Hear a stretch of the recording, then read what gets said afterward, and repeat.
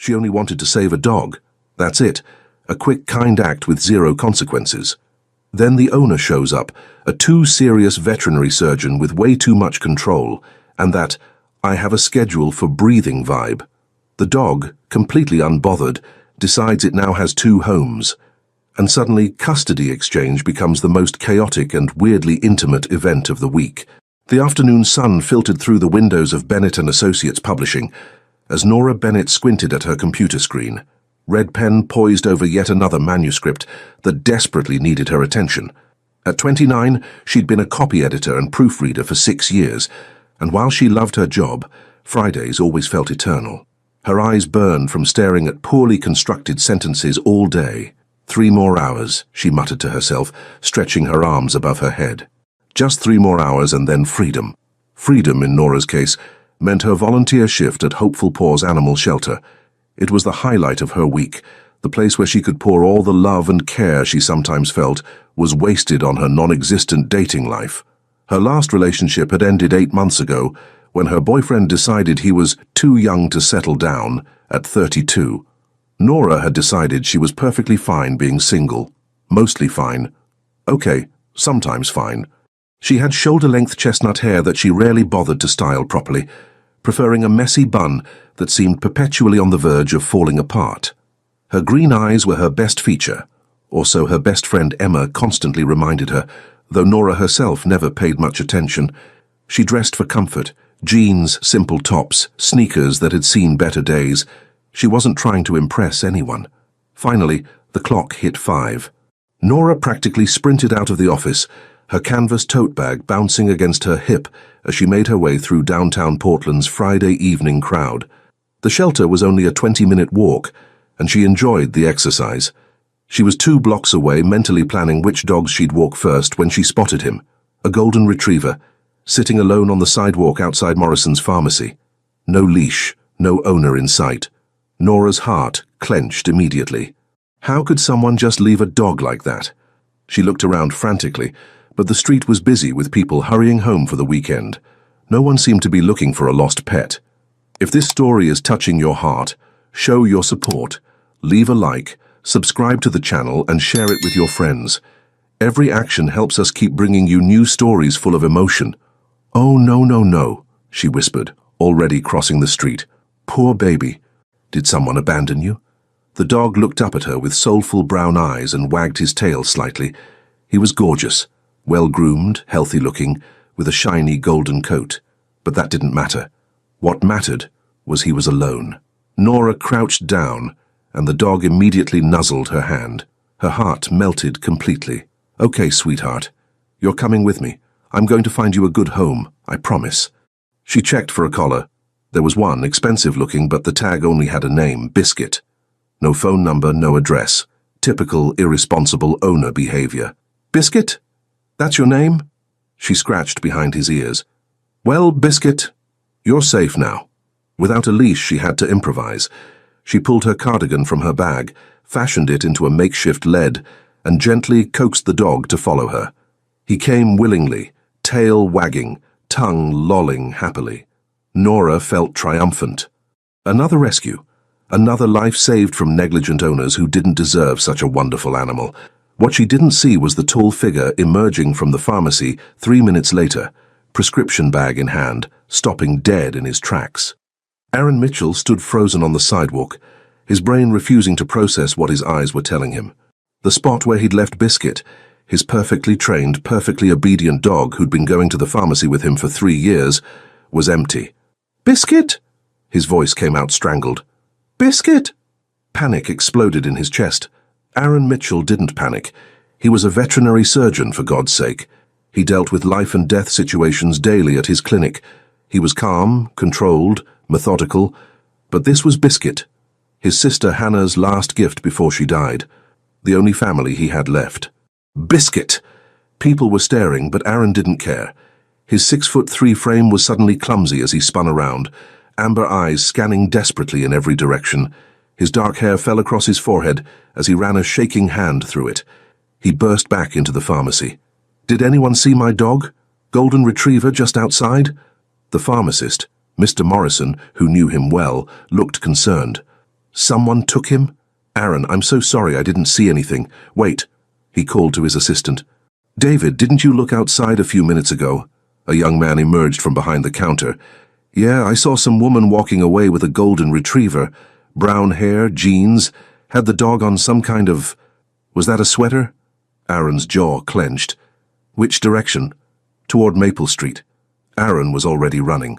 His mind raced as his feet pounded the pavement. Who takes someone's dog off the street? Biscuit was trained. He knew to wait. He never wandered. This made no sense. Unless... God, what if someone stole him? Purebred golden retrievers weren't cheap. What if this was planned? He pulled out his phone and called his best friend Marcus while still running. Aaron? What's wrong? Someone took Biscuit.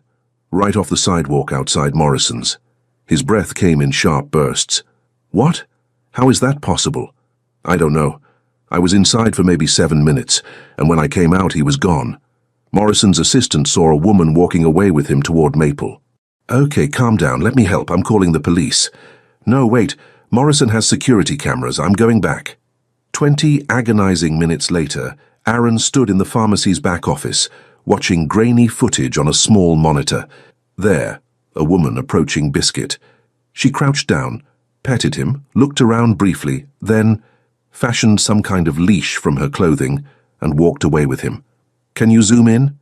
Aaron's voice was deadly calm now, the panic replaced by cold fury. The image cleared enough to show her face, pretty in a girl next door way, completely unsuspecting, completely criminal. David, Aaron called to the assistant. You said she went toward Maple. Do you know her? David leaned in to look at the screen. Oh, yeah, I think she volunteers at Hopeful Paws, the animal shelter on Maple. I've seen her walking dogs around the neighborhood before. Aaron's eyes narrowed. What's the shelter's address? 1247 Maple Street. But Aaron, maybe she thought she could steal my dog. Aaron was already heading for the door, jaw set, amber eyes blazing. I'm getting him back. Now. Nora was singing to Biscuit as she filled out the intake forms at the shelter, completely oblivious to the storm heading her way. You're going to love it here, she cooed. Mrs. Patterson will take such good care of you until we find your forever home. A real forever home with people who won't abandon you. Biscuit wagged his tail and licked her hand. The doorbell chimed. I'll get it, Nora called to Mrs. Patterson, who was in the back organizing supplies. She walked to the front entrance with Biscuit trotting happily beside her and pulled open the door. A mountain of a man stood on the doorstep. Tall, broad-shouldered, wearing dark jeans and a fitted Henley that showed off muscular arms. Dark hair slightly messy, amber eyes intense and fixed directly on her. His jaw was clenched so tight she could see the muscle ticking. He was, objectively speaking, the most attractive man she'd ever seen in person. He was also, clearly, absolutely furious. That, he said, his voice low and dangerous, pointing at Biscuit, is my dog. Nora blinked. Then her protective instincts kicked into overdrive. Your dog? She stepped slightly in front of Biscuit. The dog you abandoned on a sidewalk. His eyes widened. Abandoned? I was inside the pharmacy for 7 minutes. 7 minutes is plenty of time for something to happen. Nora's voice rose. He could have been hit by a car, or stolen by someone with bad intentions, or... Stolen? He let out a harsh laugh. Like you did? I rescued him. He didn't need rescuing. They were both shouting now, faces flushed, standing toe-to-toe in the shelter doorway. Biscuit sat between them, tail wagging, looking from one to the other like he was watching a tennis match. This was going to be interesting. Biscuit is a trained service animal, Aaron started, but Nora cut him off with an incredulous laugh. Service animal? He doesn't have a vest. There's no identification on his collar except his name. He doesn't need a vest because he's not working right now, and his microchip has all my information. Aaron could feel his blood pressure rising. Who was this infuriating woman? If you'd bothered to check instead of kidnapping him... I did not kidnap. Oh my God, did you just accuse me of kidnapping? Nora's cheeks flushed red. I saved him from negligent owners. Negligent? Aaron's voice cracked slightly. He took a breath, trying to regain his composure. Lady, I'm a veterinary surgeon. I own Mitchell Animal Medical Center. That dog has a better diet, exercise routine, and healthcare plan than most humans. Nora faltered for just a second. Mitchell Animal Medical Center. She'd heard of it. It was the most prestigious veterinary clinic in Portland. But she recovered quickly, crossing her arms. Then maybe someone as busy and important as you shouldn't have a dog if you can't properly supervise him. Aaron's jaw dropped. We've done that pharmacy run every Friday for 3 years. He knows to wait. Well, clearly he doesn't, Nora gestured wildly, because here he is with me, safe and sound, because I actually care about animal welfare. You care about... Aaron pinched the bridge of his nose. He was going to have an aneurysm. This woman was going to give him an actual aneurysm. Ma'am, I spend 12 hours a day caring for animals. I literally save their lives. What do you do? I'm a volunteer here, for your information, Nora shot back. Every Friday and Saturday, like clockwork, because I actually make time for creatures who can't speak for themselves. They were nose to nose now. Well, nose to chest, because he had nearly 10 inches on her, both breathing hard, eyes blazing. Aaron could smell her shampoo, something floral and sweet that completely contradicted her combative personality. And then Biscuit did something that made both of them freeze. He pressed his body against Nora's legs and whined softly, looking up at her with those soulful brown eyes.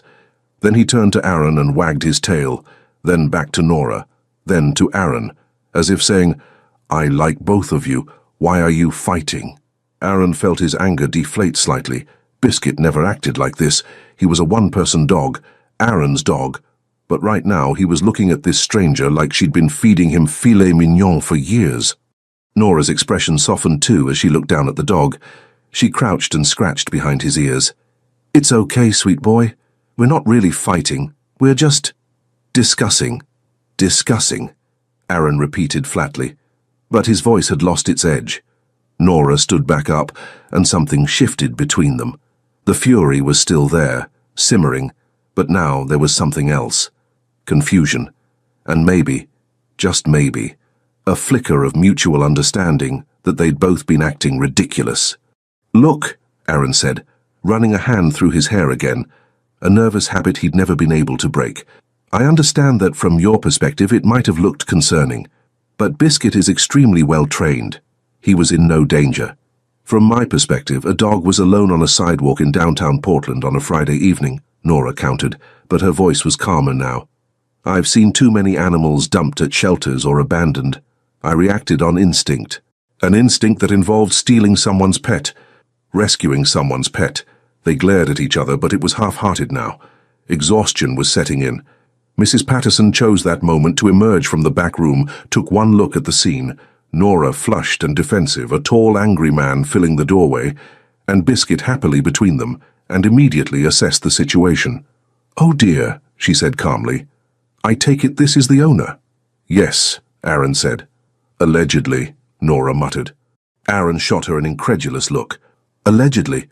We should verify. Biscuit. Heel, Aaron commanded quietly. The dog immediately moved to Aaron's left side and sat perfectly, eyes up, attention focused. Textbook obedience. Nora's mouth snapped shut. Biscuit shake, Aaron said. The dog offered his paw, first to Aaron, then, without prompting, to Nora. She automatically took it, her expression flickering with something she couldn't name. Satisfied? Aaron asked, but his tone was less biting now. Nora opened her mouth, then closed it, then opened it again. He's really well trained. I know. And you're really his owner. I know. And I really messed up. Aaron almost smiled. Almost. Spectacularly. They stood there in awkward silence. Mrs. Patterson watched with barely concealed amusement. I'm sorry, Nora finally said, the words clearly difficult for her. I thought I was doing the right thing. Aaron sighed and his shoulders dropped. I'm sorry too for yelling. You were trying to help. Another silence. Biscuit whined again and pawed at Nora's leg. That's odd, Aaron said slowly, watching his dog. He never does that. Does what? Seeks attention from strangers. He's friendly, but not like this. Nora crouched again, and Biscuit immediately pressed against her, tail wagging frantically. When she stood, the dog looked between them again, that same pleading expression. Mrs. Patterson, who'd been married for 40 years before her husband passed, and knew a thing or two about both love and compromise, cleared her throat. May I make a suggestion? Both of them looked at her. The dog seems quite attached to both of you. And you've both been through a stressful evening. She smiled gently. Perhaps you could share custody for a short while. Give Biscuit time to adjust, and give you both time to calm down. Share custody? Aaron and Nora said simultaneously, then looked at each other. That's insane, Aaron said. Completely ridiculous, Nora agreed. Biscuit whined and wagged harder. They looked down at him, then back at each other. 1 week, Aaron said reluctantly. Trial period, to prove he's perfectly fine with me. Fine, Nora said, lifting her chin. 1 week, to prove he deserves better than being left unattended. They shook hands, both gripping perhaps a bit too firmly, eyes locked in mutual challenge. Neither noticed Mrs. Patterson's knowing smile as she watched them.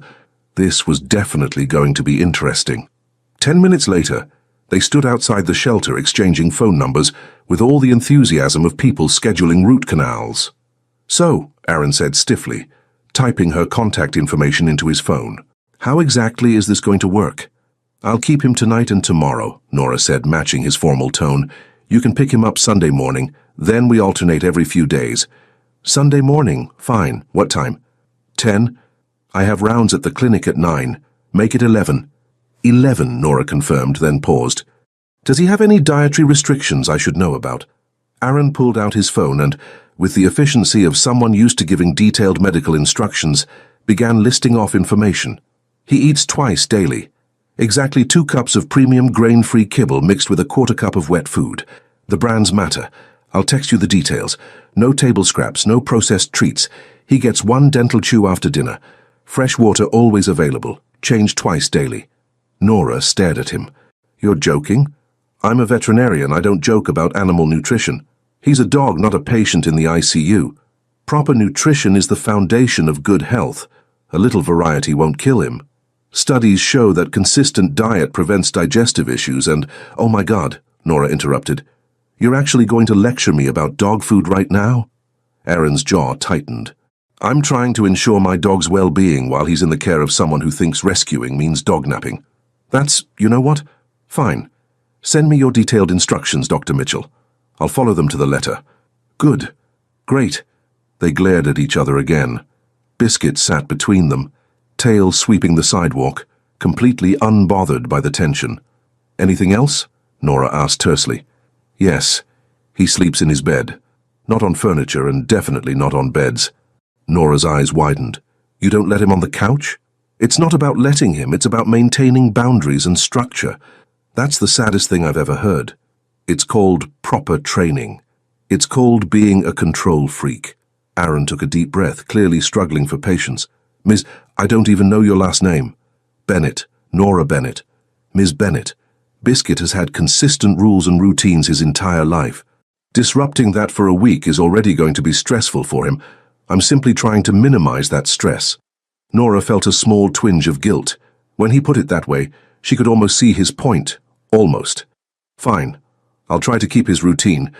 But if he wants to cuddle on the couch, I'm not going to traumatize him by saying no. Cuddle on the... Aaron stopped himself, clearly deciding this battle wasn't worth fighting. Just try. Please. The please surprised her. His voice had softened just a fraction, and she caught a glimpse of something underneath all that rigid control. Genuine concern for his dog. Love, even. I will, she said, her tone gentler. I promise I'll take good care of him. Their eyes met, and for a moment the antagonism faded. Aaron saw the sincerity in her green eyes, the way she unconsciously reached down to pet Biscuit's head. She really did care about animals. She'd just gone about it in the most infuriating way possible. Nora saw the tension in his shoulders ease slightly, the protective fierceness in those amber eyes. He really did love this dog. He was just incredibly uptight about it. Okay then, Aaron said finally. Sunday, 11. Sunday, 11? Nora repeated. Aaron crouched down and Biscuit immediately pressed against him, tail wagging. Be good, boy, he murmured, scratching behind the dog's ears, in exactly the spot that made Biscuit's eyes close in bliss. I'll see you soon. For a moment, watching this big, intimidating man be so gentle with his dog, Nora felt something flutter in her chest. She firmly ignored it. Aaron stood, gave her one last measuring look, and walked away. Nora watched him go, definitely not noticing how his shoulders filled out that Henley, or how he moved with surprising grace for someone so tall, and then looked down at Biscuit. "Well, buddy," she said, "looks like we're roommates for the weekend. What do you say we get you some real treats and forget all those silly rules?" Biscuit wagged his tail. Nora had no idea that 2 blocks away, Aaron was mentally composing a list of emergency protocols to text her, while simultaneously wondering why the image of her indignant face kept popping into his mind. This was going to be a very long week. Saturday morning dawned bright and clear, and Nora woke to find 70 pounds of golden retriever sprawled across her legs, his head resting on her stomach. "So much for not sleeping on the bed," she muttered, but couldn't help smiling as she scratched Biscuit's ears. He opened one eye, yawned magnificently, and burrowed closer. Her phone buzzed on the nightstand. A text from an unknown number. No, wait. She'd saved it last night. Aaron Mitchell. "Good morning." Biscuit's morning routine. Wake at 6:30 a.m., immediate bathroom break, 15-minute walk. Breakfast at 7 a.m. sharp. Interactive play session with puzzle toys from 7:30 a.m. Please confirm receipt of this message. Nora stared at her phone. It was 8:47 a.m. She typed back, "He's fine, still sleeping, very comfortable." The response came within seconds. "Still sleeping. He never sleeps past 6:45. Well, today he slept until 8:30. Revolutionary, I know. Did you take him out immediately?" "Relax, doctor." Mitchell. He went out, did his business, and now he's back in bed. Where dogs belong. Dogs don't belong in bed. Nora grinned wickedly and snapped a photo of Biscuit sprawled across her comforter, looking utterly content. She sent it without comment. Her phone rang immediately. She answered with a cheerful, "Good morning." "Ms. Bennett." Aaron's voice was strained. "We discussed this. We discussed a lot of things. I don't remember signing a legally binding contract. He's going to expect that treatment when he comes home. Or," Nora said sweetly, "he'll just enjoy his little vacation and be perfectly fine returning to his regular schedule. Dogs are adaptable, unlike some people." There was a long pause. "Are you calling me inflexible? If the obsessively organized shoe fits." "I'm not—" He stopped, took an audible breath. "You know what? Fine. Do whatever you want. But when he develops behavioral issues, don't blame me. He won't develop behavioral issues from a little affection. A little affection is fine. Letting him think he runs the household is not. Oh my God, you're actually worried he'll stage a coup." "I'm worried about consistency." Nora laughed despite herself. There was something almost endearing about how seriously he took this. Almost. "Look, I promise I'm not trying to undermine your training, but it's one weekend. Let him be a little spoiled." Another pause. When Aaron spoke again, his voice was quieter. "He's all I have left of her." The words hit Nora unexpectedly. Her? But Aaron seemed to realize what he'd said, because he quickly added, "I need to go. Rounds at the clinic. Please, just try to keep some structure." "I will," Nora said, but he'd already hung up. She stared at her phone, that last sentence echoing, "He's all I have left of her." Who was her? A girlfriend? Ex-wife? The questions tumbled through her mind as she got out of bed, Biscuit trailing after her hopefully. "Come on, buddy," she said, shaking off her curiosity. "Let's get you some breakfast, and maybe a few treats that aren't on the approved list." At Mitchell Animal Medical Center, Aaron was having difficulty concentrating. "Dr. Mitchell." Linda, his head veterinary technician, waved a hand in front of his face. "Earth to Aaron. Mrs. Henderson is waiting in room 2. "Right, sorry." Aaron shook himself. He'd been staring at his phone for the past 5 minutes, at that photo of Biscuit looking obscenely comfortable in that woman's bed. In Nora's bed. "You okay?" Linda asked, her tone knowing. At 45, she'd worked with Aaron since he'd opened the clinic 8 years ago, and she could read him like a book. "You seem distracted." "I'm fine." "Uh-huh. Does this have anything to do with the panicked phone call yesterday about Biscuit?" "Someone took him. Someone rescued him, from what Marcus told me." Linda grinned. "Pretty thing too," he said. "Brown hair, green eyes, very passionate about animal welfare." Aaron shot her a look. "Marcus has a big mouth. Marcus is worried about you. We all are. You spend every waking hour here, go home to an empty house. I have Biscuit. A dog isn't company, honey. Not the kind you need."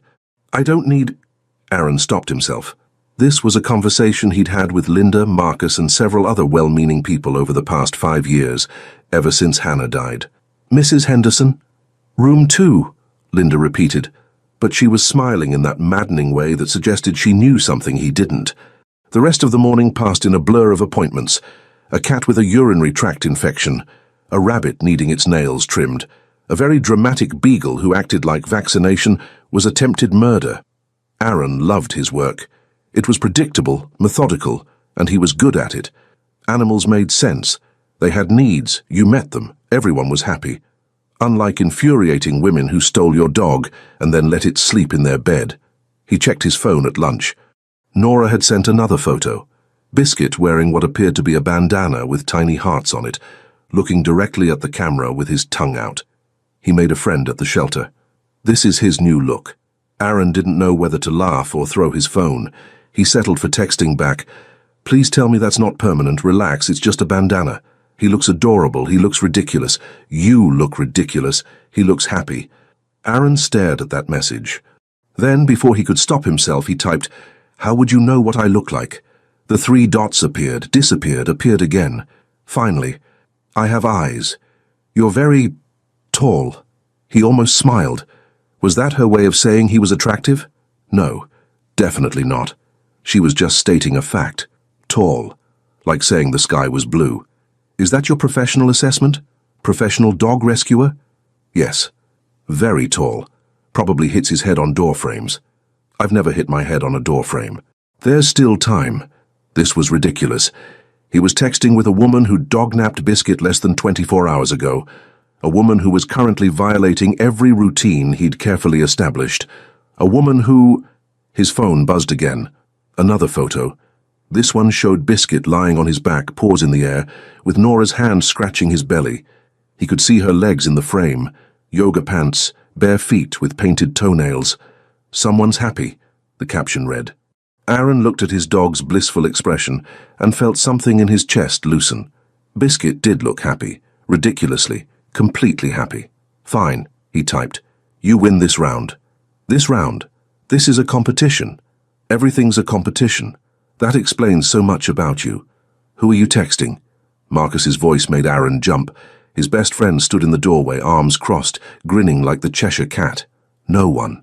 Really? Because you've been staring at your phone for 20 minutes with this weird little smile. I don't have a weird little smile. You definitely do.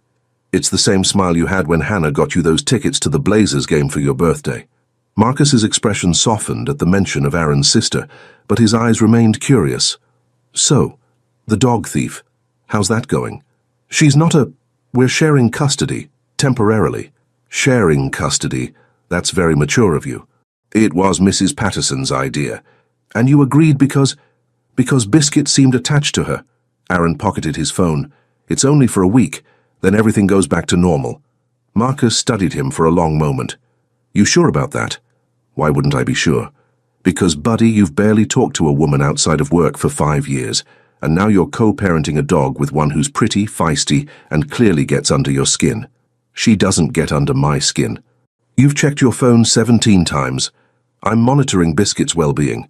Right, Biscuit's well-being, not the pretty brunette who's currently snuggling with him. Marcus clapped him on the shoulder.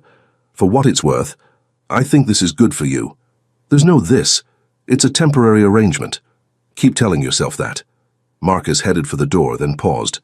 By the way, Kelly and I are having people over for dinner next Saturday. You should bring her. We're not... But Marcus was already gone, leaving Aaron alone with his thoughts and his phone, which buzzed again. Question. Does Biscuit like peanut butter? Aaron closed his eyes. In moderation. Why?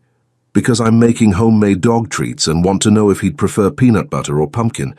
You're making homemade dog treats. Don't sound so shocked. Some of us enjoy cooking. I'm not shocked. I'm just... What was he? Confused, frustrated, oddly charmed against his will.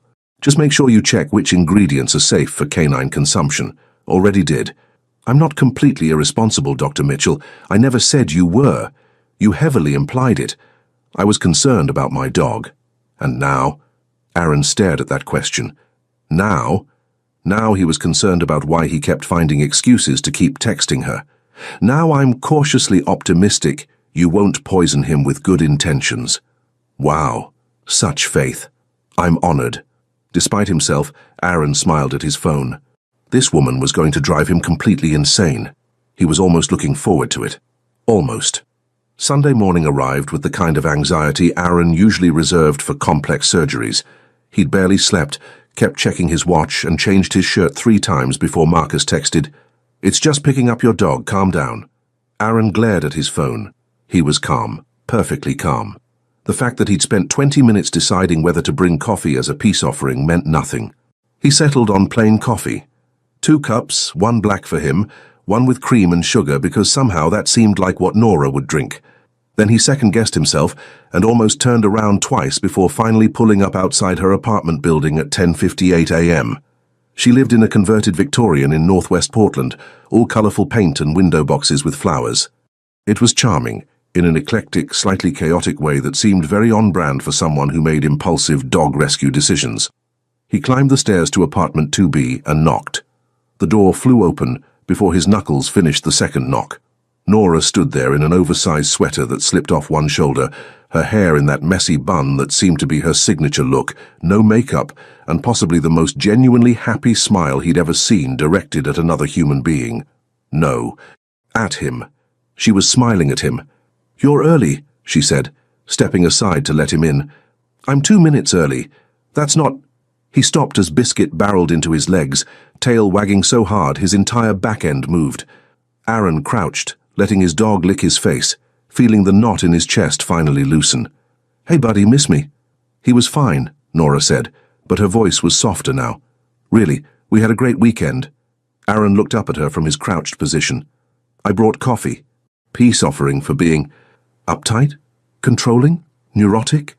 I was going to say cautious. Sure you were. But she was smiling as she took the cup he offered. She took a sip, and her eyes widened. "How did you know I take cream and sugar?" He shrugged, standing. Lucky guess. It wasn't a guess. He'd noticed everything about her in those few minutes at the shelter. The way she moved, talked, cared. Cream and sugar just seemed right, but he wasn't about to admit that. Nora's apartment was exactly what he expected, and somehow more. Books everywhere, stacked on tables, shoved into overflowing shelves, piled on the floor. A cozy couch covered in a knitted throw, photos on the walls of her with friends, with animals from the shelter. Plants in varying states of health on the windowsill. It was warm, lived in, the opposite of his meticulously organized space. "So," Nora said, leaning against her kitchen counter. "Verdict? On what? On whether I corrupted your dog beyond repair?" Aaron looked at Biscuit, who was currently sitting between them, looking from one to the other like he was watching a tennis match again. "He seems happy." "That's not an answer." "That is an answer. He seems well-adjusted and happy. You clearly took good care of him." Nora's smile grew. "Did that hurt?" "Admitting I did something right." "Physically?" "A little." But he was almost smiling too. "Thank you. For taking care of him, and for the homemade treats you sent me photos of at midnight." "You were awake at midnight?" "Couldn't sleep. Surgery tomorrow morning. Today, actually. And I was reviewing the case files." "On a Sunday?" "Emergencies don't take weekends off." Nora studied him with an expression he couldn't quite read. "You really love your work." "I do." "And you really love this dog?" "I do," Aaron repeated, softer now. They stood in comfortable silence, both looking at Biscuit, who seemed to sense the shift in energy and wagged his tail hopefully. "So," Nora said finally, "your turn with custody. When do I get him back? Wednesday? If that works for you?"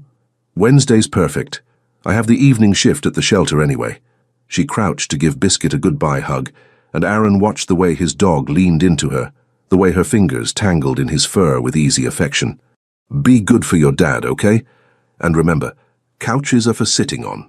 Aaron opened his mouth to argue, then thought better of it. "Pick your battles. Same meeting spot? 11 a.m.?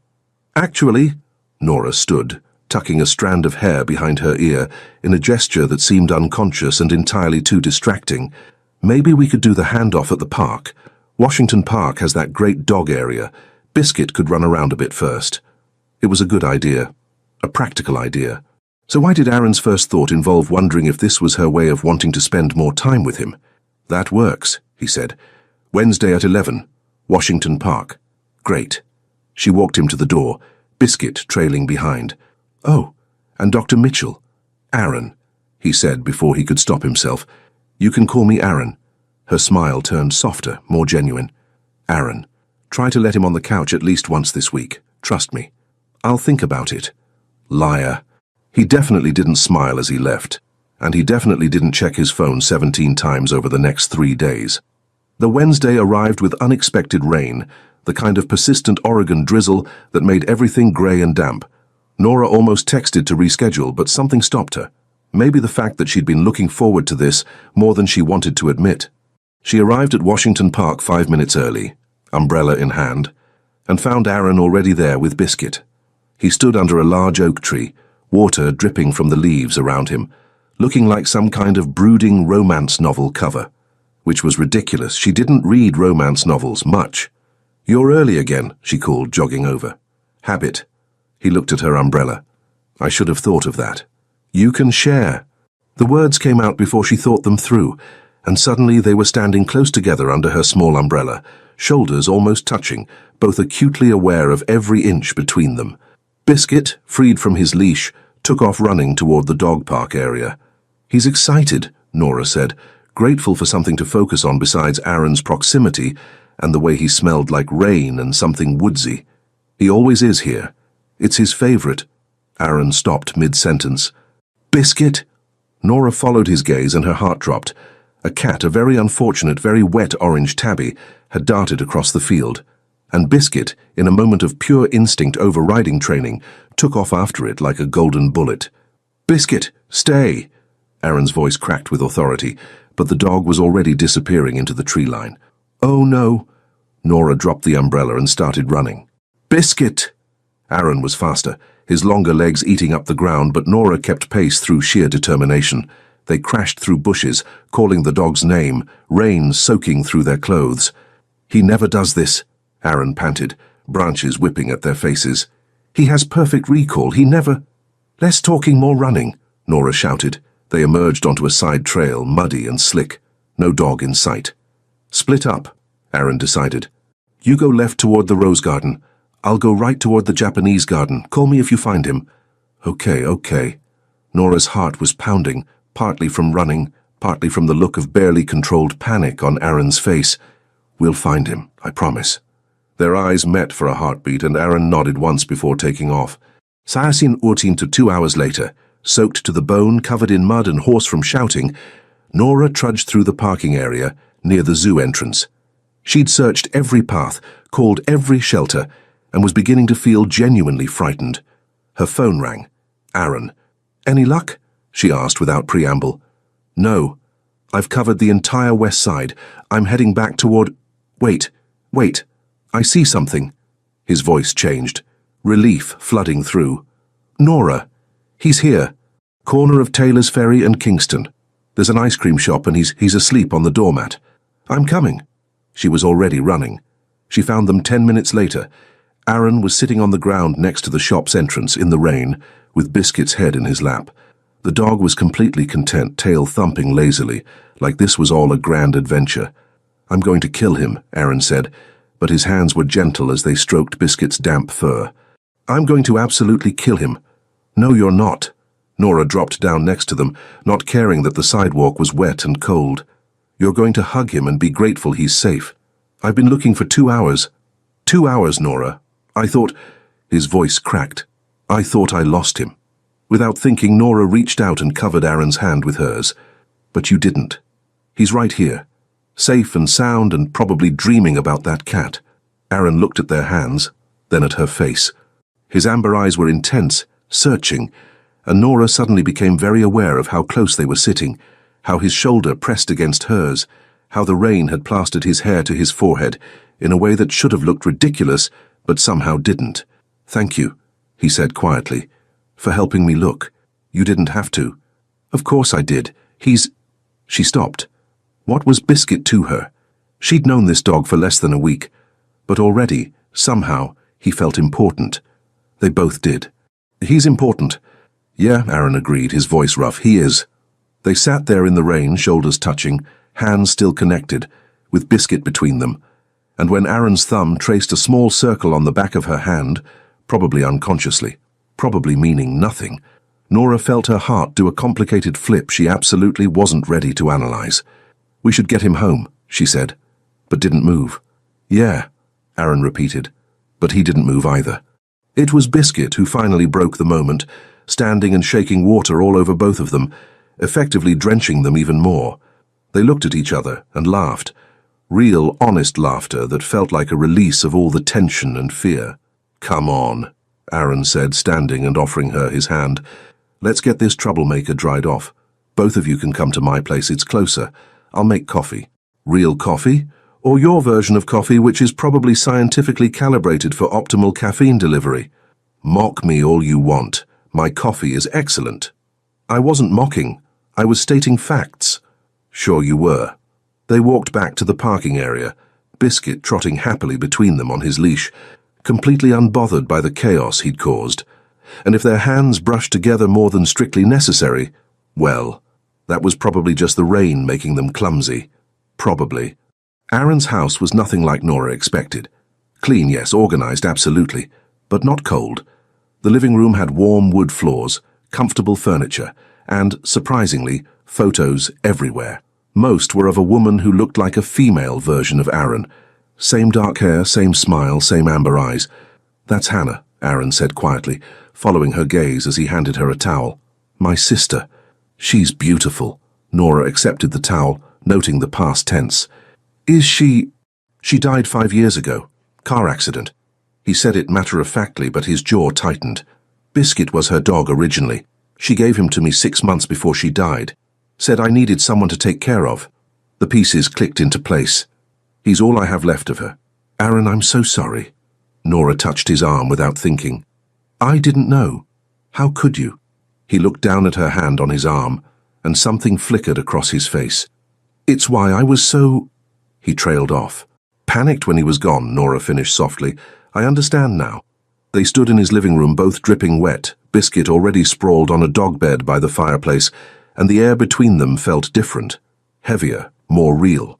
"The coffee," Aaron said finally, breaking the moment. I should make that coffee." "I'll help." His kitchen was impressive. Top-of-the-line appliances, everything in its place. Nora watched him move with practiced efficiency, pulling out mugs, measuring coffee grounds with precision. "You really do calibrate everything, don't you?" she teased gently. "Consistency produces the best results." But there was a hint of humor in his voice now. "Unlike some people who just wing it. Winging it is an art form. It's chaos. Creative chaos."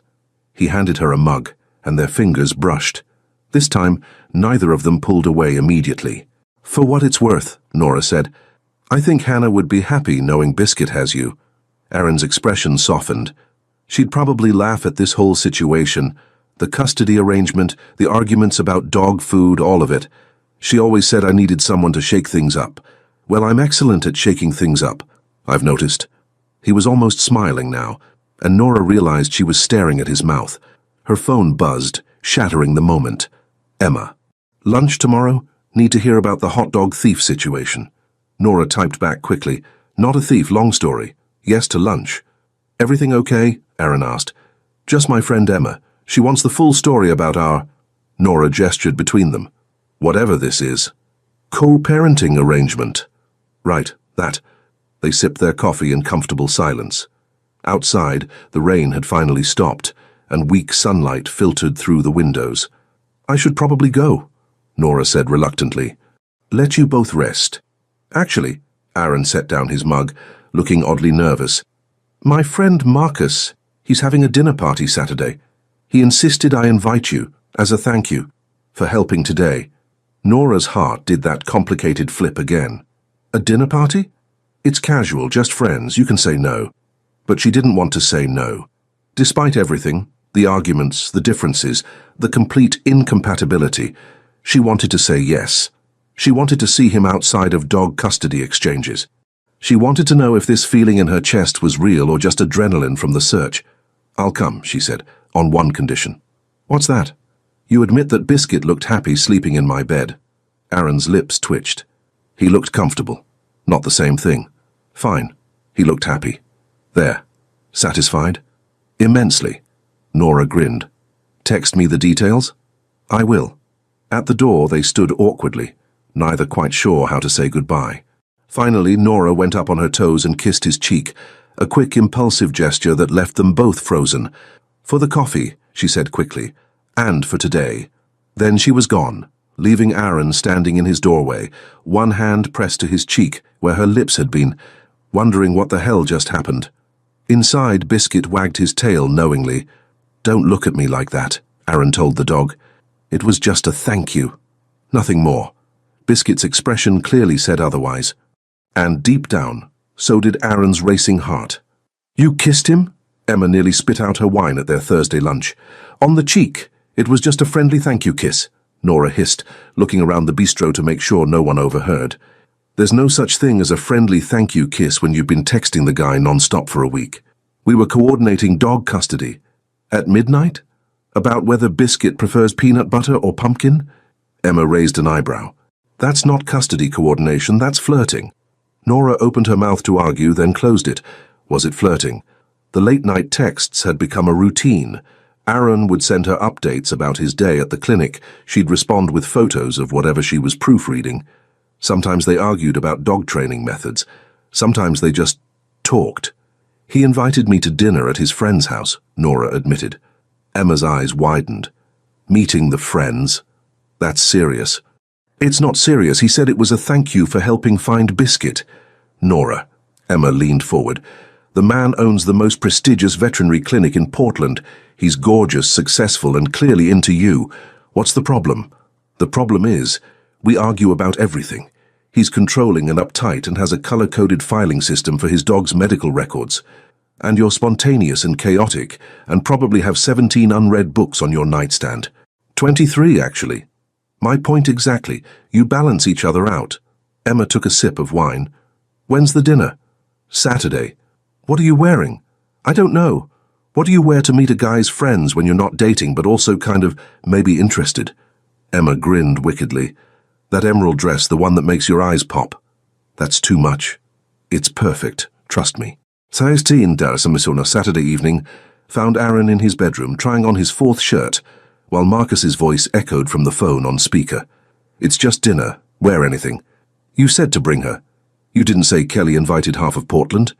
"It's 8 people, Aaron. Relax." "I don't relax." Aaron pulled off the navy button-down and reached for a grey Henley.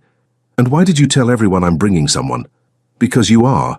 And because everyone's curious about the woman who stole your dog and your attention." "She didn't steal my—" Aaron stopped. There was no point.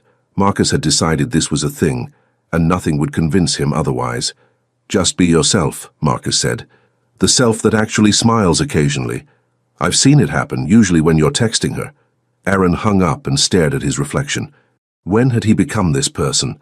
This anxious, shirt-changing, constantly checking his phone person. The doorbell rang at exactly 7. Of course she was punctual. He opened the door and forgot how to breathe. Nora stood there in a green dress that brought out her eyes, her hair actually styled for once, wearing heels that made her almost tall enough to reach his shoulder. She looked nervous and beautiful, and nothing like the woman who'd yelled at him in a sheltered doorway. "Hi," she said, fidgeting with her purse. "Is this okay?" Emma said it was okay, but now I'm thinking maybe it's too much and I should have worn jeans and— "You look beautiful," Aaron interrupted, then immediately wanted to take it back, because her cheeks flushed pink and he couldn't stop staring. "Oh, thank you. You look not terrible yourself." He laughed. Actually laughed. High praise. "I'm nervous," she admitted. "Meeting your friends feels very— date-like?" "Yeah." They stood in his doorway looking at each other, the unspoken question hanging between them. "Is this a date?" "We should go," Aaron said finally, "before Marcus calls again to ask where we are." "He's called already." 3 times. Nora laughed, and the tension broke. Aaron offered his arm, and after a moment's hesitation, she took it. As they walked to his car, neither acknowledged how right it felt, how her hand fit perfectly in the crook of his elbow, how he shortened his stride to match hers, how she leaned slightly into his warmth, but they both noticed. And in Marcus's house, watching from the window, Kelly turned to her husband with a knowing smile. $20 says they're together by the end of the month. "I'll take that bet," Marcus replied. "I give them 2 weeks. Marcus and Kelly's home was warm and inviting, filled with laughter and the smell of roasted garlic. The moment they walked in, Marcus appeared with a grin that made Aaron immediately suspicious. "You must be Nora, the infamous dog thief." "Rescuer," Nora corrected automatically, shaking his hand. "And you must be the friend who won't stop texting Aaron about me." Marcus's eyes widened with delight. "Oh, I like her already. Kelly, she's perfect." A petite woman with kind eyes appeared, swatting Marcus's arm. "Ignore him. He has no filter. I'm Kelly, and welcome." She pulled Nora into a quick hug. "We're so glad you could come." Within minutes, Nora was swept into the kitchen with Kelly and two other women, Sarah and Michelle, while Aaron was dragged to the back porch by Marcus and the other husbands. "So," Kelly said, pouring wine, "how did you really meet?" Nora launched into the story, watching their expressions shift from shock to amusement. By the time she got to the custody arrangement, all three women were laughing. "That's the most Aaron thing I've ever heard," Sarah said, wiping her eyes. "A custody agreement for a dog." "He sent me a spreadsheet," Nora admitted, "with feeding times, exercise schedules, and approved treat brands." "Of course he did." Kelly shook her head fondly. "He's been like that since college. Everything organized, everything controlled. It drove Hannah crazy." Nora's ears perked up. "You knew his sister?" Kelly's expression softened. "She was my best friend." "That's how Marcus and Aaron met, through us. Hannah was—" She paused, choosing words carefully. "She was light and chaos and joy. Everything Aaron isn't. But they balanced each other perfectly." "What happened to him?" Nora asked quietly. "After she died, he shut down," Kelly said simply. "Threw himself into work, avoided anything emotional, stopped dating entirely. We've been trying to get him back out there for years, but he always refuses. Until now." The three women looked at Nora with expressions that made her squirm. "We're not dating, it's just a custody thing." "Sure," Michelle said with a knowing smile. "That's why he checked his appearance in 3 different mirrors before you arrived. Marcus told us." Nora's heart fluttered. "He did?" "Oh, honey." Kelly touched her arm gently. "We haven't seen Aaron smile like this in 5 years. Whatever this is, don't run from it." On the porch, Aaron was getting similar treatment. "She's gorgeous," Marcus said bluntly, "and funny. And she clearly calls you on your control freak tendencies. We're just co-parenting Biscuit." "Right. And I'm just casually married to Kelly." Marcus handed him a beer. "Aaron, buddy, you've texted her more in the past week than you've texted me in the past year. That's different." "How?" Aaron didn't have an answer. How was it different? The late-night conversations, the photos, the way his chest tightened when she smiled, none of that was custody-related. "I don't know how to do this," he admitted quietly. "It's been so long. And what if I mess it up? What if I'm too closed off, too damaged? Then she'll call you on it, like she does with everything else." Marcus clapped his shoulder. "Stop overthinking. Just be with her. See what happens." Dinner was a revelation. Nora fit into the group effortlessly, trading stories and jokes, asking genuine questions about everyone's lives. Aaron watched her charm his friends, his family really, and felt something shift in his chest. At one point, she caught him staring and raised an eyebrow. "What?" she mouthed. "Nothing," he mouthed back, but he was smiling. After dessert, they ended up on the back porch alone, overlooking the garden strung with fairy lights. "Your friends are wonderful," Nora said softly. "They like you." "Kelly already asked when we're coming back." "Really? Really?" Aaron turned to face her. The lights caught in her hair, and he was struck again by how beautiful she was. "Nora, Aaron." Marcus stuck his head out. "Sorry, but you've got an emergency call from the clinic. Linda says it's urgent." The moment shattered. Aaron pulled out his phone, already switching into doctor mode. "I have to go, surgery emergency." "Of course, go." He hesitated, looking at her. "I'll call you tomorrow?" "I'll be waiting." As Aaron rushed out, Nora stood alone on the porch, wondering what he'd been about to say, and why her heart was racing at the possibility. Tuesday afternoon found Nora at the Pearl Bistro with Emma, celebrating her friend's latest article publication. They'd been laughing over pasta when Nora glanced toward the entrance and froze. Aaron had just walked in, wearing a navy suit that made him look unfairly attractive. His hair was styled, his jaw freshly shaved, with a blonde woman in a red dress. "Oh no," Emma said, following her gaze. Is that... Yeah. Nora's stomach twisted into knots. That's Aaron. She watched him hold out the woman's chair, sit across from her, smile politely. The woman, tall, beautiful, clearly successful, leaned forward with interest. Maybe it's a work thing, Emma suggested weakly. At the Pearl. This is Portland's most romantic restaurant. Nora grabbed her wineglass, gripping it too hard. It's fine, we're not together. He can date whoever he wants. Nora, I mean it. We're just sharing custody of a dog, that's all. But her eyes kept drifting back to his table, and every time her chest tightened a little more. Aaron was in hell. The woman across from him, Jessica, he'd already forgotten, was perfectly nice, attractive, intelligent, worked in pharmaceutical sales. Exactly the kind of woman Marcus insisted he should meet. Marcus had set this up 3 weeks ago, before Nora, before everything changed. Aaron had tried to cancel, but Marcus wouldn't let him. You already committed, his friend had argued. One dinner. If there's no spark, fine. But you need to get back out there. There was definitely no spark. Jennifer, was talking about her recent trip to Cabo, and Aaron nodded at appropriate intervals while his mind wandered to Nora. How she'd looked in that green dress, how she'd laughed at Marcus's terrible jokes, how she'd stood on that porch and he'd almost... Aaron? Jennifer touched his hand. Did you hear me? Sorry, yes, Cabo. Sounds great. I asked what you do for fun. I work mostly and I have a dog. Oh, I love dogs. What kind? Golden Retriever. His name is Biscuit. Actually, funny story. He stopped, because the funny story involved Nora, and he realized with startling clarity that every interesting thing in his life lately involved Nora. That's when he saw her. 3 tables away, wearing jeans and a simple sweater, hair in that messy bun, laughing at something her friend said. She looked beautiful and comfortable and exactly like herself. Their eyes met across the restaurant. Her expression shuttered immediately. She looked at Jennifer, then back at him, and something like hurt flashed across her face before she masked it with a too bright smile. She raised her wineglass in a mock toast and turned deliberately away. Aaron's chest constricted painfully. Sorry, I need to excuse me. He stood abruptly, leaving a confused Jennifer at the table. But by the time he reached Nora's table, she and her friend were already standing, preparing to leave. Nora, wait. Don't let us interrupt your date. Dr. Mitchell. Her voice was cool, polite, distant. Enjoy your evening. This isn't what it looks like. It looks like dinner, which is exactly what it is. No explanation needed. She grabbed her purse. Come on, Emma. Nora, please. She finally looked at him, and the hurt in her eyes made his stomach drop. You don't owe me anything, Aaron. We're not together. You can date whoever you want. I don't want to date her.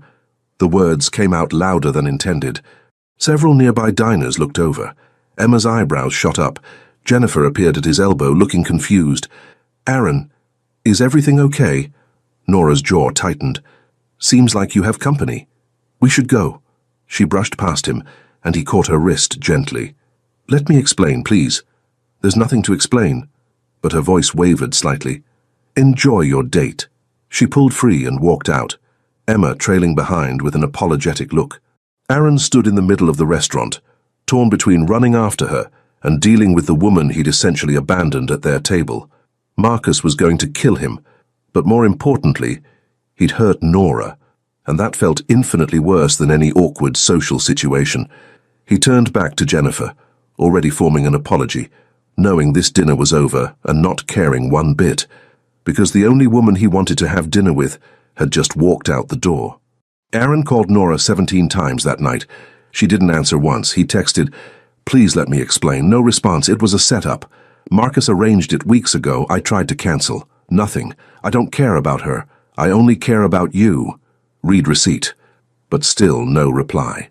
By Wednesday morning, Aaron was desperate enough to show up at her apartment with coffee and apologies. She wasn't home. He tried the shelter. Mrs. Patterson said she'd called in sick, which meant she was avoiding him. He deserved it. You look terrible, Linda said when he arrived at the clinic, dark circles under his eyes from lack of sleep. I messed up. With the dog custody girl. Linda's expression softened. What happened? She saw me at dinner with someone else. A blind date I'd agreed to before I met her. I tried to explain, but she wouldn't listen. He slumped against the reception desk. Linda, I really like her. More than I've liked anyone in years, maybe ever. And I ruined it. Did you tell her that? I tried. She won't answer my calls. Then you need a bigger gesture. Linda pulled out her phone. What's her address? I'm getting you out of here for lunch, and you're going to fix this. Nora spent Wednesday morning crying into Biscuit's fur. Aaron had dropped the dog off the night before, left him tied to her doorknob with a note that just said, "Please take care of him," and hadn't stayed to talk, which was fine. Perfect, actually, because she didn't want to see him, except she did. Desperately. This is stupid, she told Biscuit, who licked her face sympathetically. We're not even dating. I have no right to be this upset. But she was upset, because somewhere between the arguments and the coffee and the late-night texts, she'd started falling for him, and seeing him with someone else, someone beautiful and put together and probably perfect for him, had shattered something inside her chest. Her doorbell rang. Nora ignored it. Probably Emma checking on her again. It rang again. And again. Then her phone buzzed with a text from an unknown number.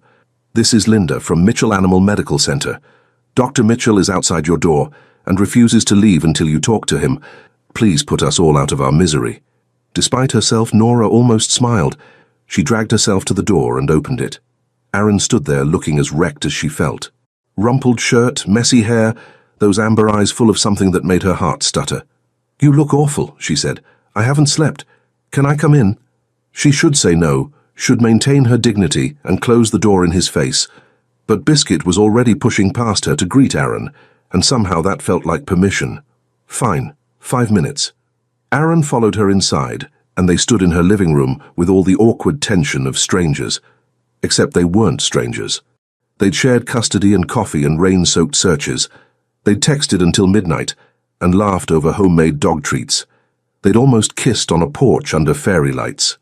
I'm sorry, Aaron said finally. The date was arranged by Marcus 3 weeks ago. I told him I didn't want to go, but he wouldn't let me cancel. Said I'd already committed. I was going to suffer through dinner and never see her again. You don't owe me an explanation. I do. Because Nora, the entire time I was sitting there, I was thinking about you. About how I'd rather be arguing with you about dog food than having a perfectly polite conversation with someone I don't care about. He took a step closer. I left that date, apologized to Jennifer, paid the bill, and left, because the only person I want to have dinner with is you. Nora's breath caught. Aaron, I'm not good at this, at feelings and relationships and being vulnerable. After Hannah died, I shut down. It was easier to control everything, my schedule, my work, even Biscuit's routine, than to risk caring about something and losing it. His voice cracked slightly. But then you stormed into my life, stole my dog, and turned everything upside down. And I'm terrified, Nora, because I'm starting to care about you a lot, and I don't know what to do with that. She stared at him, heart pounding. You're starting to care about me? More than starting. I think about you constantly. When something happens at the clinic, you're the first person I want to tell. When Biscuit does something ridiculous, I take a photo for you. When I wake up, I check if you've texted. He ran a hand through his hair, looking vulnerable and lost. I'm falling for you, and it's completely terrifying, and I'm probably doing this all wrong, but I needed you to know. The silence stretched between them, heavy with possibility. You're an idiot, Nora said finally. Aaron's face fell. I know. I'm sorry, I'll go. You're an idiot because I'm falling for you too, and you almost ruined it by going on that stupid date. She closed the distance between them. You drive me crazy with your schedules and your control issues and your perfectly organized life. But you also make me laugh, and you saved the shelter without telling me, and you look at your dog like he's the most important thing in the world. He was, Aaron said softly, until I met you. That's the corniest thing I've ever heard. I know, was it too much?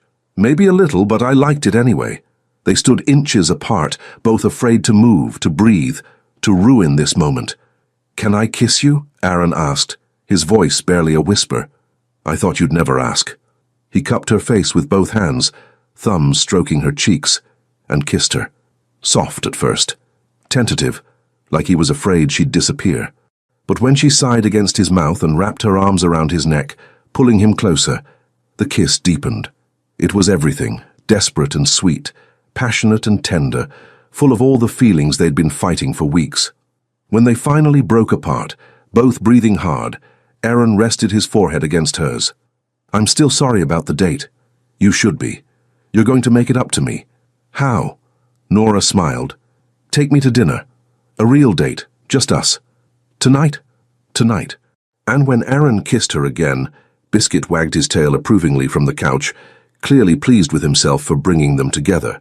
Their first official date was supposed to be perfect. Aaron had made reservations at Canard, researched the menu, even bought new shoes. He was determined to do this right. What he didn't anticipate was the emergency call 30 minutes before he was supposed to pick Nora up. "A what?" he asked Linda, already grabbing his keys. "A miniature horse. Colic. The owner is hysterical, and you're the only one she trusts." "I'm sorry, Aaron." He called Nora immediately. "I'm so sorry, I have an emergency. A miniature horse named Cupcake is—" "Did you say Cupcake?"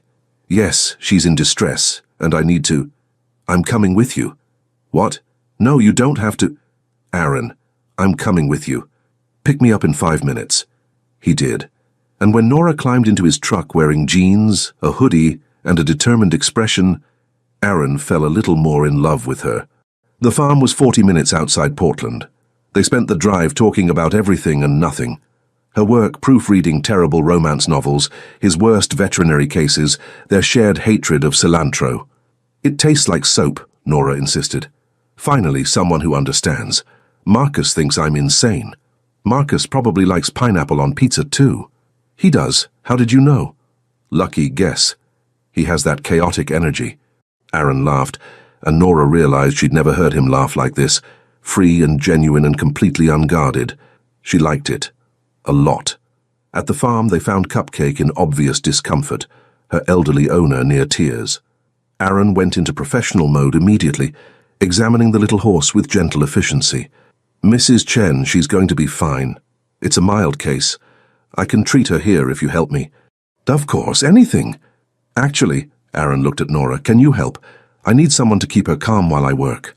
Nora had no idea what she was doing, but she nodded.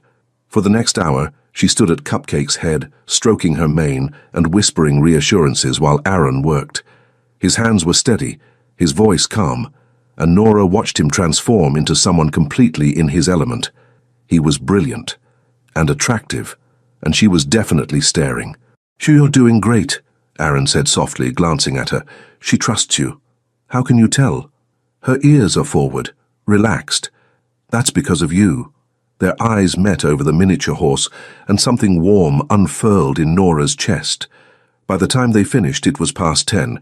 Mrs. Chen insisted on paying double and tried to send them home with fresh eggs and homemade jam.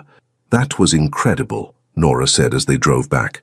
"The way you handled her, calmed Mrs. Chen down, fixed everything.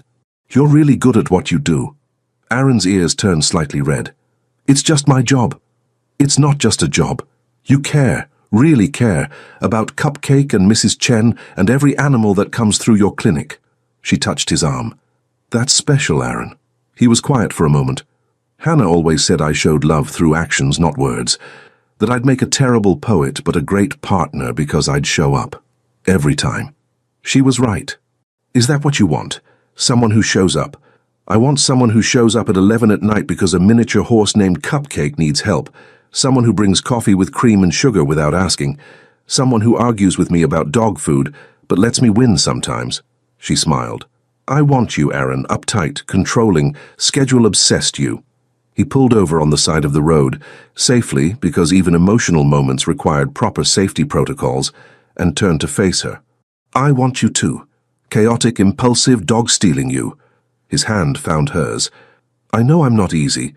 I have routines and issues, and I'm probably going to drive you crazy. Probably, definitely. But I want to try. With you.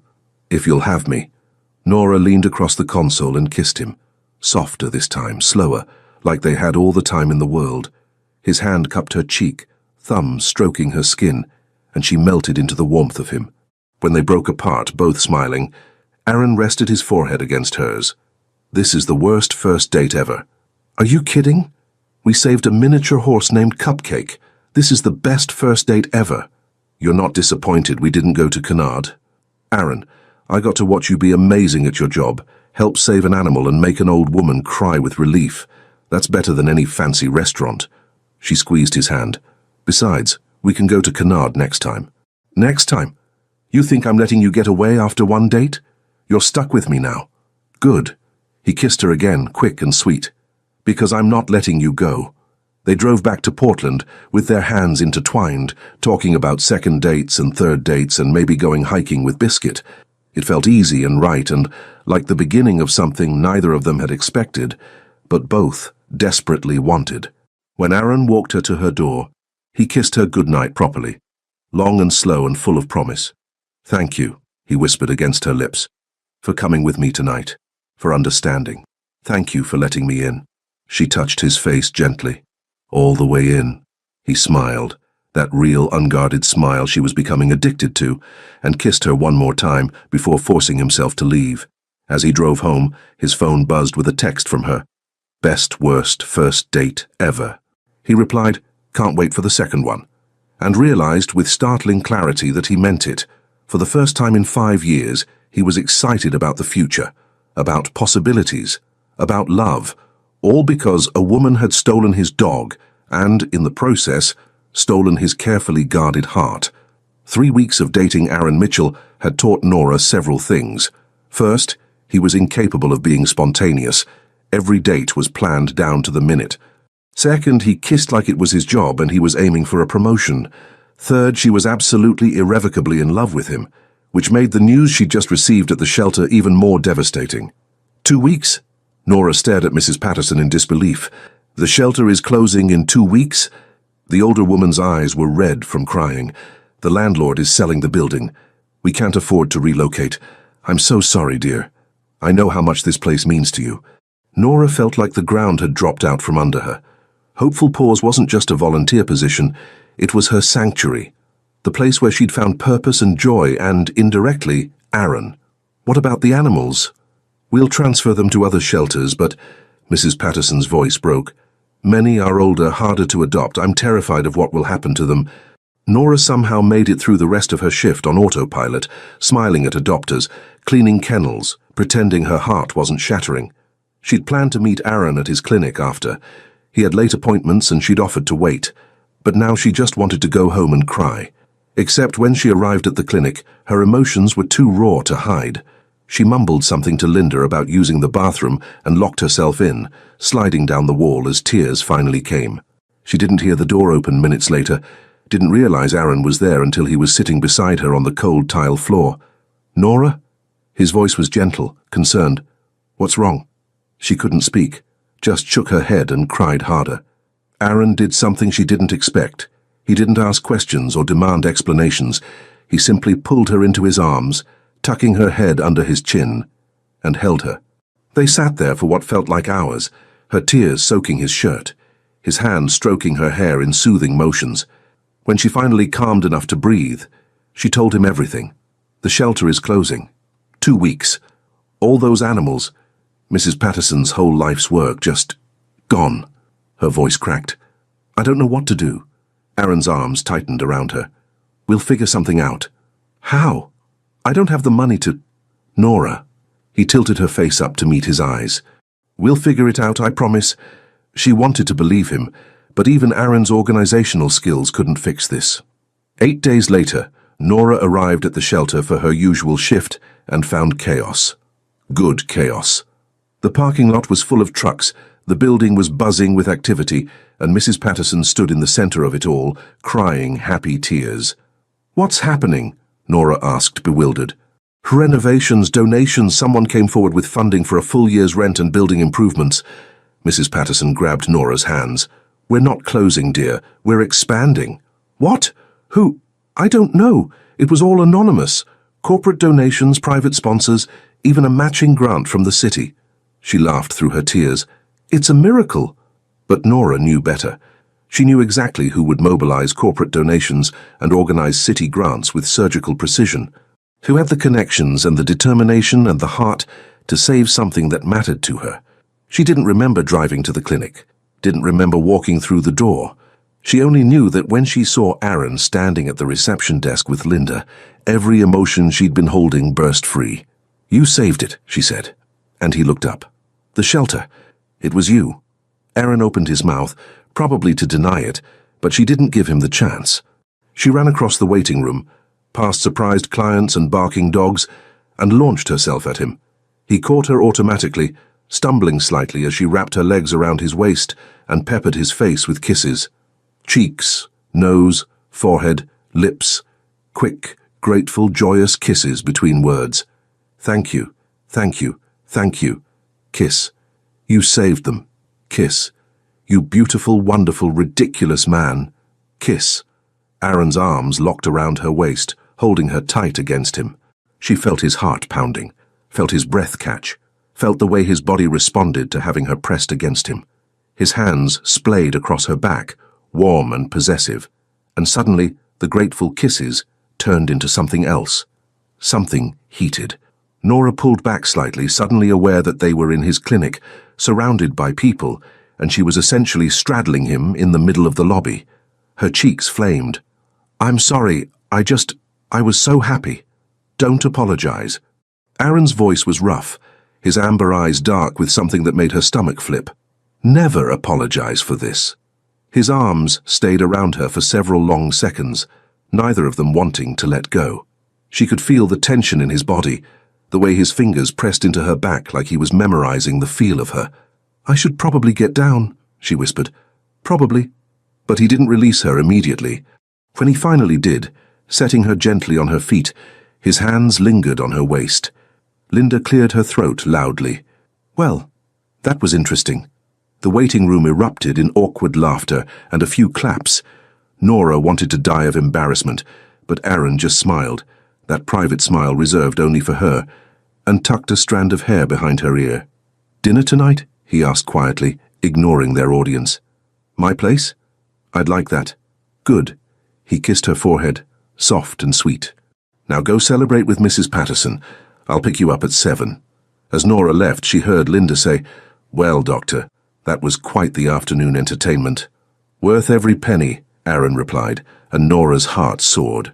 She'd found a man who showed up, who saved miniature horses and animal shelters and broken hearts without expecting anything in return, who held her when she cried and caught her when she jumped and kissed her like she was precious. She'd found Aaron, and tonight she was going to tell him she loved him. The evening started innocently enough. Aaron had closed the clinic early, sent everyone home, and was just finishing paperwork when Marcus appeared in his doorway. "Hey, can you look at something in the surgical suite? Equipment issue."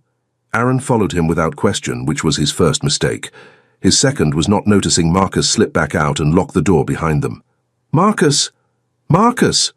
Aaron rattled the handle. Nothing. He pulled out his phone. Dead battery, of course. Then he heard another door open and close, footsteps, and Nora's voice, equally irritated. "Linda? This isn't funny. Let me out." They found each other in the hallway, both realizing simultaneously what their meddling friends had done. "They locked us in," Nora said, stating the obvious. "Apparently." Aaron tried the main door, also locked. "How long do you think they'll leave us?" Knowing Marcus and Linda? Hours. They stood in the empty clinic, tension crackling between them. It had been building since the lobby incident. Hell, it had been building since they met. And now they were alone with nowhere to escape. "We should talk," Aaron said finally. "About what?" "About everything. About how I feel like I'm going insane being this close to you and not being able to—" He stopped himself, running a hand through his hair. "I'm terrified, Nora. Of how much I want you. Of how much you've come to mean to me. After Hannah, I promised myself I wouldn't let anyone in. It hurt too much to lose her. But then you came along and completely demolished every wall I'd built." Nora's breath caught. "Aaron, I'm falling in love with you." The words burst out, raw and honest. "Actually, I think I'm already there. I love you. And it's terrifying because what if something happens? What if I lose you too? What if—" "Stop." Nora closed the distance between them, her hands framing his face. "Stop thinking about all the what-ifs. I'm here right now and I'm falling in love with you too. Actually, I'm already there too." His eyes searched hers. "You love me? I love you."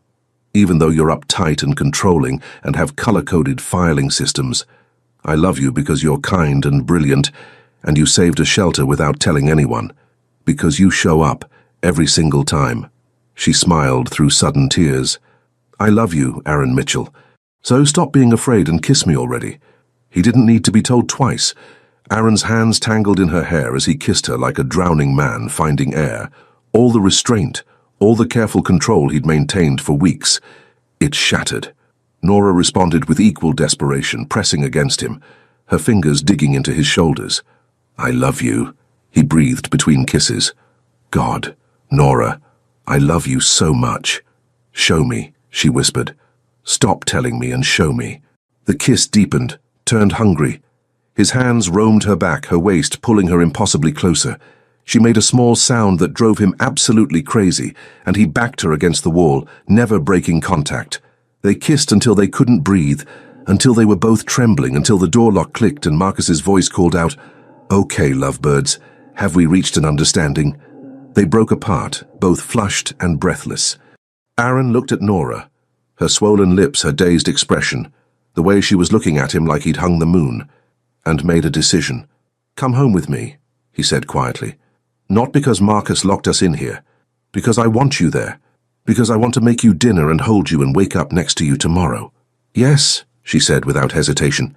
"Yes to all of that." Aaron's house felt different that night, more intimate, more full of possibility. He cooked while she sat on his counter, breaking his no sitting on counters rule, but he found he didn't care, and they talked about everything and nothing. When dinner was ready, they ate on the couch, biscuit wedged between them, completely content. After they moved to his bedroom with a nervousness that felt both teenage and profound. Aaron had been with women before, but this felt different. This mattered. "We don't have to," he started, but Nora silenced him with a kiss. "I want to," she said simply. "I want you." He undressed her slowly, reverently, his hands trembling slightly as he mapped every curve, every freckle, every inch of skin. She was beautiful, not in a magazine way, but in a real human perfect-for-him way. "You're sure?" he whispered against her neck. "I've never been more sure of anything." What followed was tender and intense, vulnerable and passionate. Aaron worshipped her body with his hands and mouth, learning what made her gasp, what made her arch into him. Nora discovered that beneath his controlled exterior was a man who felt everything deeply, who gave himself completely when he finally let go. They moved together like they'd been doing this for years, finding rhythm in whispered words and soft touches. When they finally came together fully, Aaron buried his face in her neck, overwhelmed by the intimacy of it. "I love you," he breathed. "I love you, I love you, I love you." "I love you too," she gasped, her fingers tangled in his hair. "Aaron." After, they lay tangled together, hearts racing, skin cooling. Aaron pulled her close, tucking her head under his chin, his hand tracing lazy patterns on her back. "Stay," he whispered. "Not just tonight. Stay." "I'm not going anywhere," she promised. And she meant it, because she'd found home in the arms of a man who'd been terrified to love again, but had taken the risk anyway. For her. With her. Forever. The morning after was everything Nora had dreamed about and more. She woke to find Aaron already awake, propped on one elbow, watching her with an expression so tender it made her chest ache. "How long have you been staring at me?" she asked, voice still rough with sleep. "Not nearly long enough." He leaned down and kissed her softly. "Good morning." "Morning." She stretched, the sheet slipping slightly, and watched his eyes darken. "See something you like, Doctor?" "Mitchell?" "Everything. I like everything about you." His hand traced the curve of her hip. "Stay for breakfast. I make excellent pancakes." "You make excellent everything." Flatterer. They made breakfast together in his kitchen, stealing kisses between flipping pancakes and pouring coffee. Biscuit watched hopefully for dropped food, tail wagging whenever they laughed. It felt domestic and perfect, and exactly right. Over the next 2 weeks, they fell into an easy routine. Nora spent most nights at Aaron's house, her toothbrush appearing in his bathroom, her books scattered on his nightstand. He made space in his closet without being asked, reorganizing his perfectly arranged clothes to accommodate her chaos. "You're getting soft," Marcus teased one afternoon at the clinic. "Next thing you know, you'll be proposing." Aaron laughed it off, but the word lingered. Proposing. Marriage. Forever. The concepts that used to terrify him now felt possible. With Nora, everything felt possible. They were having dinner at Marcus and Kelly's when it all fell apart. The evening started wonderfully. Good food, good wine, easy conversation. Aaron had his hand on Nora's knee under the table, and she kept leaning into him, and everything was perfect. Until Marcus, several drinks in, said, "So when are you two making it official? Kelly and I had a bet, but at this rate you'll be shacked up for years before he finally commits." It was meant as a joke, a harmless tease among friends, but Aaron felt his chest tighten, felt the familiar panic creep in. "Marcus," Kelly warned, reading the shift in Aaron's expression. "What? I'm just saying, when you know, and it's obvious you two are crazy about each other. Might as well lock it down before she realizes she can do better." Marcus grinned, oblivious to Aaron's growing discomfort. Nora squeezed Aaron's hand under the table. "We're fine taking things at our own pace," but Aaron couldn't breathe. Lock it down. Commit. Forever. What if he messed it up? What if he wasn't enough? What if he lost her the way he'd lost Hannah? He excused himself to the bathroom and didn't come back for 15 minutes. The drive home was quiet. Nora tried to engage him in conversation, but he gave one-word answers, his jaw tight, his knuckles white on the steering wheel. "Aaron, talk to me. I'm fine. You're clearly not fine. I just need some space. To think." The words hit Nora like a physical blow. Space to think about what? About us. About where this is going. I need time. He dropped her at her apartment with a distant kiss on her forehead and drove away before she could respond. That was on Saturday. By Monday, Nora had heard nothing. No texts, no calls, no explanation. Just silence. By Tuesday, she was furious. By Wednesday, she was done. She marched into Mitchell Animal Medical Center at 1 o'clock, right in the middle of his afternoon appointments, and told Linda she needed to see Dr. Mitchell immediately. "He's with a patient. I don't care. Get him. Now." Something in her tone made Linda move. 5 minutes later, Aaron emerged from an exam room looking tired and wrecked, and Nora felt her resolve waver. Then she remembered 2 days of silence and found her anger again. "Nora, I'm working. You're a coward." Her voice was loud enough that several waiting clients looked over. She didn't care. "You're a coward, Aaron Mitchell. I opened my heart to you. I told you I loved you. I gave you everything. And the second someone mentions commitment, you run away like a scared child." His face paled. "That's not I didn't. You did. You absolutely did. Because you're so terrified of losing someone that you'd rather push them away first." Tears burned in her eyes, but she refused to let them fall. "Well, congratulations, you succeeded. I'm not going to sit around waiting for you to decide if I'm worth the risk. Either you want this, want us, or you don't. And if you don't, then we're done. Right here, right now." The waiting room was silent. Linda stood frozen behind the reception desk. A woman holding a cat carrier had her mouth hanging open. Aaron stared at Nora, and she could see the war happening behind his amber eyes. Fear versus love. Control versus surrender. "I need more time," he said finally, and his voice was so quiet she almost didn't hear it. "No." Nora's voice broke. "You've had enough time. 5 years of time. I can't be another thing you control and schedule and plan. Love doesn't work like that. It's messy and scary, and you have to just jump in and trust that the other person will catch you. Nora, I love you, Aaron, but I can't love you enough for both of us. You have to decide to love me back, fully, without reservations." She wiped at her eyes angrily. "So decide, do you want me or not?" She turned to leave, and that's when Biscuit appeared from the back room. The dog must have heard her voice. He bounded up to her, whining, pawing at her leg, then turned and pulled at Aaron's coat, then back to Nora. The message was clear. Don't let her go. Aaron looked at his dog, Hannah's dog, the last connection to his sister, and something clicked. Hannah had given him Biscuit because she'd known somehow that Aaron would need someone to love, someone to break through his walls. She'd been preparing him for this moment. For Nora. "Wait." The word came out strangled. "Please, wait." But Nora was already walking toward the door, her shoulders shaking with suppressed sobs. She pushed through the entrance and disappeared into the parking lot. Aaron stood paralyzed, Biscuit whining at his feet, Linda staring at him with disappointment clear on her face, and every client in the waiting room looking at him like he was the biggest idiot on the planet. "Well," Linda said sharply, "what are you waiting for? Go after her." But Aaron's feet wouldn't move.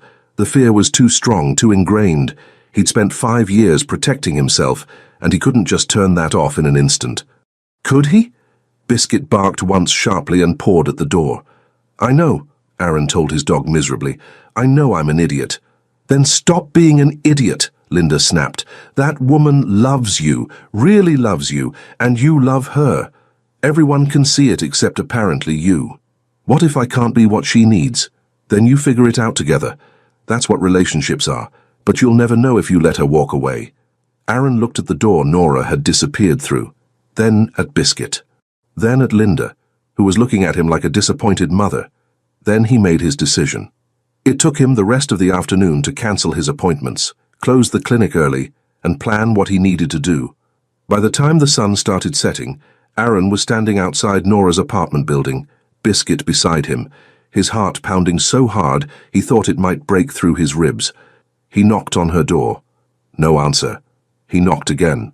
"Nora, please, I know you're in there. I can hear you moving around." Silence. Then finally the door opened a crack. She looked wrecked, eyes red, face blotchy, wearing sweats and an old t-shirt. She'd never looked more beautiful to him.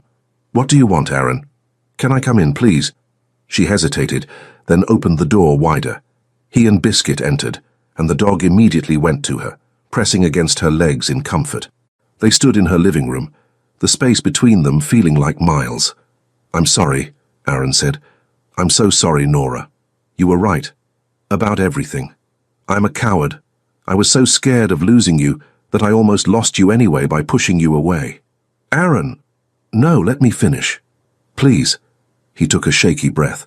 "When Hannah died, I promised myself I'd never care about anyone that much again, because it hurt too much. But then you came along and made me break every promise I'd made to myself. You made me feel again, laugh again, hope again, and yes, that terrified me." Tears were streaming down Nora's face now. "But I realized something today, watching you walk away. Being without you hurts more than any fear I have. Losing you, even the possibility of it, is worse than anything I've been trying to protect myself from." He reached into his pocket and pulled out a small box. Not a ring box. Something else. "What is that?" "Open it." With trembling hands, Nora opened the box. Inside was a key, a house key. "I know this isn't traditional," Aaron said, his voice rough with emotion. "I know I'm supposed to do this with flowers and candlelight and some grand romantic gesture, but I can't wait. I can't spend another night without knowing that you're coming home to me." He dropped to one knee and Nora gasped. "Nora Bennett, will you officially be my girlfriend? Will you move in with me and Biscuit? Will you let me love you the way you deserve to be loved, messily and imperfectly, but completely?" His eyes were bright with tears. "Will you take a chance on me? You're asking me to be your girlfriend while kneeling? I'm asking you to be everything. Girlfriend, partner, my person, the woman I want to wake up next to every morning for the rest of my life." He smiled through his tears. "I love you, Nora. I love your chaos and your impulsiveness and the way you steal dogs off sidewalks. I love how you make me laugh and challenge me and make me want to be better. I love you so much it terrifies me, but I'm choosing love over fear. I'm choosing you." Nora dropped to her knees in front of him, cupping his face in her hands. "You're such an idiot." "I know. You made me cry for 2 days." "I know. I'm sorry. You're going to have to grovel. A lot." "I will. Every day if necessary." She laughed through her tears. "Yes. Yes. Yes, I'll be your girlfriend. Yes, I'll move in with you. Yes to all of it." She kissed him hard. "But if you ever go silent on me like that again, I'm keeping the dog in the breakup. Deal?" He pulled her closer, kissing her like he'd never let go. "I love you. I love you too, even though you're a disaster." "I'm your disaster." "Yeah," she smiled against his lips. "You are." Biscuit, satisfied that his humans had finally sorted themselves out, barked happily and wagged his tail so hard his entire body shook. He'd done his job, brought them together, kept them together, and would continue to be the goodest boy in their love story. As Aaron and Nora held each other on her apartment floor, both crying and laughing and kissing, they knew this was just the beginning. The best was yet to come. 4 months later, on a crisp autumn Saturday, Aaron led Nora through Washington Park with Biscuit trotting ahead on his leash. The leaves were turning gold and crimson. The air smelled of wood smoke and possibility, and Nora was completely oblivious to the fact that Aaron's hands had been shaking all morning. "Where are we going?" she asked, laughing as Biscuit pulled them toward a familiar path. "This isn't our usual route. Indulge me." Aaron's voice was tight, and Nora looked at him curiously. "Are you okay? You've been weird all morning." "I'm fine, just trust me." They rounded a corner and came to the spot where Biscuit had chased that fateful cat months ago. Aaron had chosen this location carefully, the place where everything had changed, where panic had turned to partnership, where a search had become something more. "Aaron, why are we—" Nora stopped as Aaron unclipped Biscuit's leash. The dog immediately trotted to a nearby bench where Marcus, Kelly, Emma, Mrs. Patterson and Linda were waiting with barely contained excitement. They'd been hiding behind trees, and now they emerged with cameras and ridiculous grins. "What is happening?" Nora's heart started racing. Aaron took both her hands in his, and she noticed they were trembling. His amber eyes were bright with emotion, his jaw tight with nerves. "Nora Bennett, 4 months ago you moved into my house and turned my entire world upside down. You let Biscuit sleep on the couch. You said I could. And you reorganized my kitchen so nothing is where it's supposed to be. It's called intuitive placement. And you leave books everywhere and sing off-key in the shower and make me laugh at the most inappropriate times during surgery consultations. That was one time, and you were being too serious about a cat's dental cleaning." Aaron laughed, tears already forming in his eyes. "You're doing it right now, interrupting my proposal." Nora's breath caught. "You're what?" He dropped to one knee, pulling out a small velvet box, and Nora's hands flew to her mouth. "I had this whole speech planned. I practiced it 17 times with Biscuit, but now that I'm here, looking at you, all I can think is that I want forever. Not because I'm not scared anymore, I'm terrified, but because you're worth being terrified for. Because loving you is the best thing I've ever done, even when it's messy and chaotic and nothing like my perfectly organized life used to be." He opened the box to reveal a simple, stunning diamond ring. "Nora, you stole my dog and my heart, and every carefully constructed wall I'd built. You make me want to be spontaneous and brave and better. You make me want to dance in the kitchen at midnight and take unplanned road trips and maybe, someday, have tiny humans who hopefully get your sense of adventure and not my need for color-coded filing systems." Nora was crying openly now, mascara running, nose red, completely unglamorous and absolutely perfect. "Will you marry me? Will you be my wife and my partner and the person who keeps me from taking life too seriously? Will you let me love you for the rest of our lives?" She didn't even let him finish. "Yes, yes, yes, yes."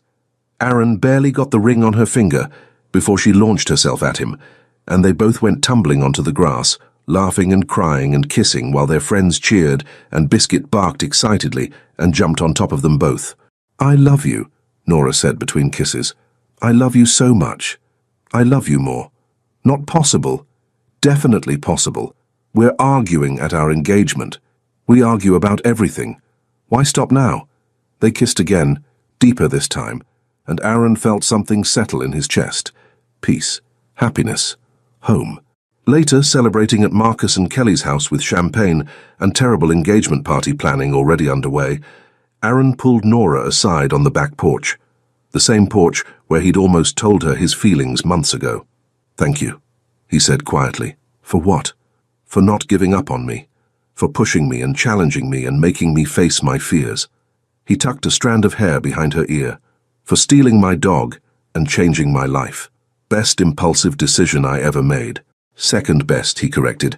"The best will be marrying me. Confident, aren't we? About you? Always." They stood in the fairy lights, exactly where they'd stood all those months ago, and kissed like it was the first time and the 1,000th time all at once. This time no emergency interrupted them. This time they had forever. 1 year later. The house was perfect chaos. Nora stood in the doorway of the nursery, one hand resting on her 7-month pregnant belly, watching her husband struggle with what appeared to be a piece of modern art, but was supposedly a crib. "Are you sure you don't want help?" she asked, trying not to laugh. "I'm a surgeon. I can handle basic furniture assembly." Aaron glared at the instruction manual. "These directions are in Swedish." They're definitely in English, honey. Well, they might as well be Swedish because they make no sense. He sat back on his heels, running a hand through his hair in frustration. Biscuit, lying in the corner with two adopted cats, Peanut and Butter, watched with what could only be described as amusement. Nora waddled over and lowered herself carefully to the floor beside him, groaning slightly. "You okay?" Aaron immediately abandoned the crib, his hands going to her belly. "Fine. Baby's just using my bladder as a trampoline." She leaned into him. "How did we get here? You stole my dog." "I rescued your dog." "Same thing." He kissed her temple. "Best day of my life. Meeting me or the day I stole your dog?" "Both. They're the same day." She smiled, placing her hand over his on her belly. Their baby kicked, and Aaron's face lit up with wonder like it did every single time. "We need to decide on names," Nora said. "I've been thinking about that."